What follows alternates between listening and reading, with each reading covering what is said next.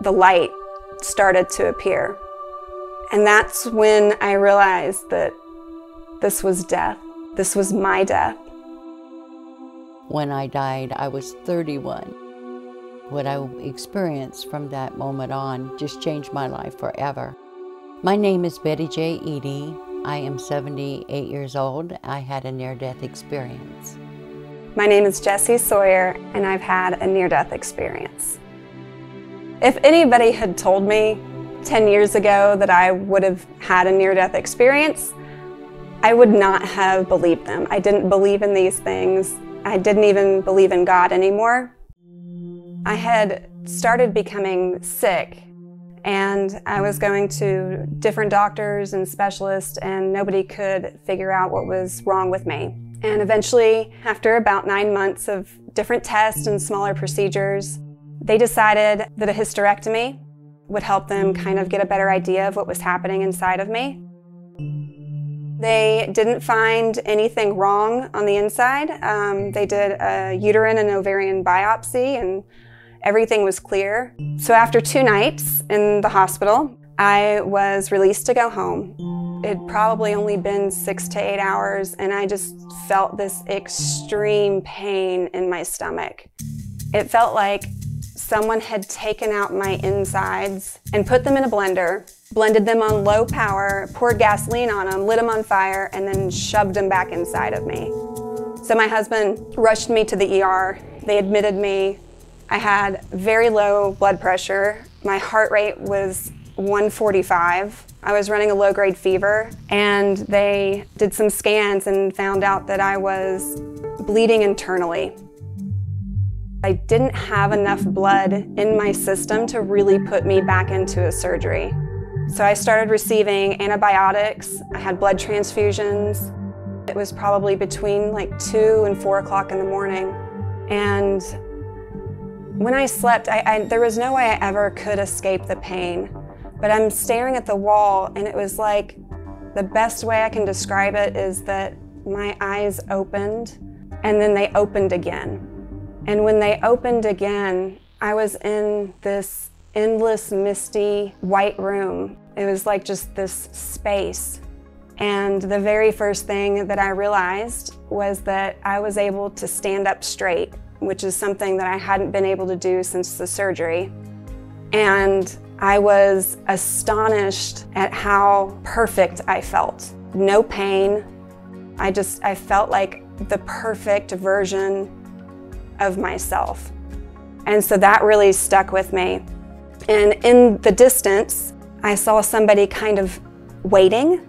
And I immediately, even though I didn't see this person at first, I immediately recognized who it was, and it was one of my best friends named Anthony, who had died about 2 years before. And I was just so happy to see him. I wanted to run up to him, I wanted to hug him, I wanted to tell him how much everybody missed him. And then I realized that this was about me. This wasn't some joyous reunion, that something serious was happening. And then behind Anthony and to my right, the light started to appear. And that's when I realized that this was death. This was my death. And Anthony was there to take me home. The light started off as this shimmer, and then it grew. There's no way you can describe it. It is the most profound, most unconditional love. And the light is everything that ever was and ever will be. I instantly felt connected to the entire universe. I kind of was presented a choice. I had something called a life review, where I was shown the impact that I had during my life on the world around me. It wasn't judgmental, it was more subjective. It was, you know, this is the energy that you put into the world during your life, and I love you. I'm part of you. I went in for a routine hysterectomy, and it was during or after the hysterectomy that I actually experienced my death. I was out of recovery and in my private room when I awoke at about 9:30 in the evening. I didn't feel any pain. It was just this feeling as though every last drop of blood had drained from my body. And I tried to reach for the nurse, but I was too weak to reach the little buzzer that they had placed by the side of my bed. I then felt this sensation coming up from my feet, a numbing type thing. And then all of a sudden, I felt a movement in my chest. And then there was a sound like a pop. My spirit came up out of my body in a very tremendous speed, and I could look down and see my body laying on the bed. While no two near-death experiences are the same, those of us that research them see a very consistent pattern of elements. Very often there's that life-threatening event. The person's nearly dead, they're unconscious, or they may not even have a heartbeat. At that time, they have what's called an out-of-body experience. Consciousness separates from the body and typically goes above the body. They may then go into or through a tunnel. They often see a mystical, unearthly, brilliant light at the end of the tunnel. At the end of the tunnel, they may enter an unearthly, beautiful realm. They may see their deceased relatives at loving reunions, even deceased pets. By this time, they're typically feeling overwhelming positive emotions. They really feel like this realm that seems unearthly to us is really their home. When I came down and looked at my physical body lying on the bed, then I knew that I had died. And I thought, oh my God, I'm dead. I don't know how I died, but I'm dead. Then suddenly appearing by the side of my bed were three ancient-looking men, ancient in that they were old, but they were beyond old. And they explained to me that I had prematurely died. I wanted so much to see my family, so I went out the window and I traveled to my home. My husband was sitting in a chair reading a newspaper. So I went over and stood by him. I felt concerned that he didn't know I had died, and neither did my children, and I worried about them. I worried how their life would be should I not be there for them. And as I wondered about that, I could see each child. I just saw each phase of their life and that their lives would be fine even without me. So I felt content, as any mother would, that you know what, they're going to be okay. Then I went back, traveled quickly back to the hospital bed, and was drawn into this immense tunnel. There was sound, there was music, there were chimes. It was extremely relaxing, very comfortable. And I went through the tunnel, into the tunnel, and traveled into this black space. Then suddenly I saw a form at the very end of the light. And as I approached the light, I could see the figure moving with arms spread out like this, and he was Jesus Christ. And I reached for him and put my arms around him as he held me too. And he said, "It's not yet your time. It's not yet your time." Some angels or guardians or guards or supporters of him and me came. There were 3 women, and he said, "Show her everything that she needs to know." Then they took me to a garden, and they said for me to be there, to stay here, enjoy yourself. I went through the garden and walked, and it was beautiful beyond any description. You just simply can't even imagine the colors and the beauty, the flowers of every kind and other kinds that we don't even have here. This is when I learned that I wouldn't remember a great deal of what was going on. I called these men warring angels, in that they came into the garden and they said, "Are you ready for more?" And I says, "Yes, I am." And they took me, and it was like a freedom of flight. It's like we just rose up into the air and we just went. We traveled from planet to planet. And then Jesus said, that I needed to return back to Earth. And I said, oh, please, I can't go.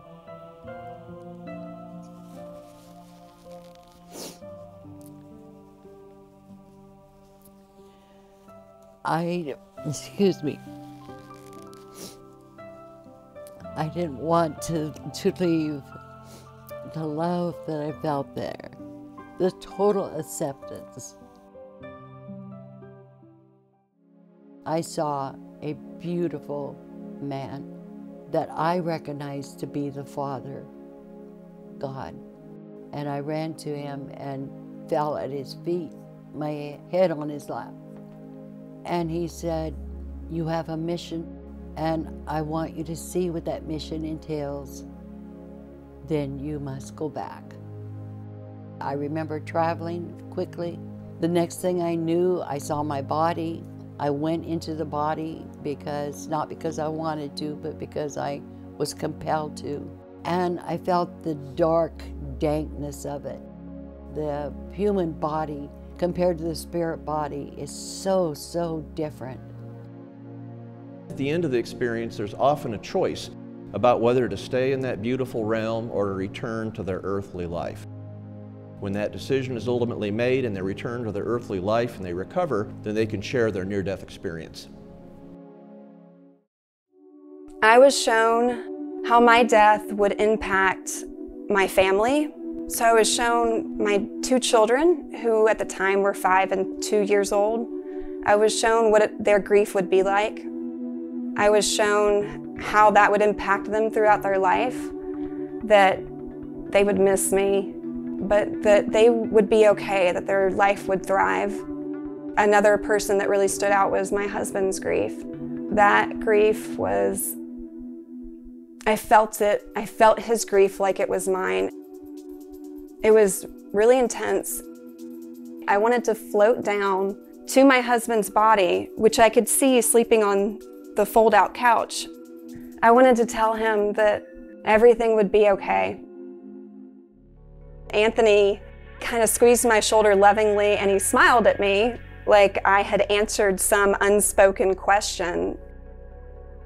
And then Anthony and the light both started going this way and I started falling backwards into my body. Going back into my body hurt. Leaving my body did not. It was like jumping into an ice-cold pool after being in a sauna. It's hard for me to say it was a miraculous healing, but I suddenly started expelling all the blood that had been pooling in my abdominal cavity. I expelled over 2 liters of blood and 800 cc's of fist-sized clots. It scared the entire nursing staff. It scared my family. I mean, it's scary when you see that much blood coming out of a person. But what was odd was that my vitals were improving. I was actually stabilizing, not getting worse. The doctors still don't know what caused my illness to begin with, why my symptoms were happening, exactly where I was bleeding from internally, nor do they know really how I healed from all of that. We've had people blind from birth that have highly visual near-death experiences, and that's medically inexplicable. We have near-death experiences that occur under general anesthesia, and that should be, if you will, doubly impossible to have your heart stop while you're under anesthesia, and yet there are typical near-death experiences. In addition to that, when you think about it, when you have a cardiac arrest or your heart stops beating, instantly blood stops flowing to the brain. 10 to 20 seconds after that, the electroencephalogram, or EEG, a measure of brain electrical activity, goes absolutely flat. It should be impossible to have any kind of a conscious experience, and yet by the hundreds, people report near-death experiences.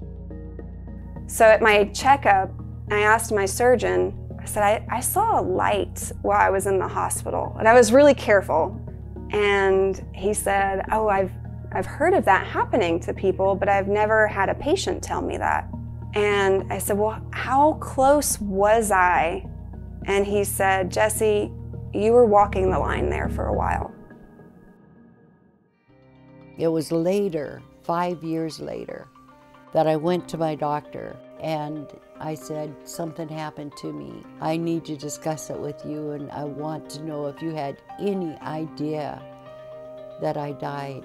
And he said, yes, I was aware of that. Following a near-death experience, as you can imagine, it's generally very life-transformative. People that have a near-death experience, of course, almost uniformly don't fear death. From their perspective, they know what lies beyond death's door, and they know that it's wonderful. Of course, they have an increased belief in afterlife for exactly the same reason, but their values also change. They tend to become less materialistic, more loving. They may change professions, or they may change relationships if they can't express their new values.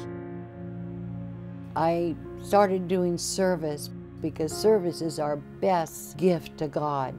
When we're helping other people, it is to be of service to them. So I went to the hospital here in Seattle and volunteered at the Cancer Research Center, where I could work with the dying patients as well as their families. So I did that for several years. I began going to various church organizations to speak, to share. I want to go back, and I had Jesus promise me that he will return me to where I left when I had to leave him. When I started to kind of, I guess, rejoin the world, I felt this intense love for everyone. Not that I was necessarily a selfish person beforehand, but this new feeling was that I cared about everybody I saw. I have no fear of dying. Not that I ever really considered death before, but I could die right now and I would be perfectly okay with that.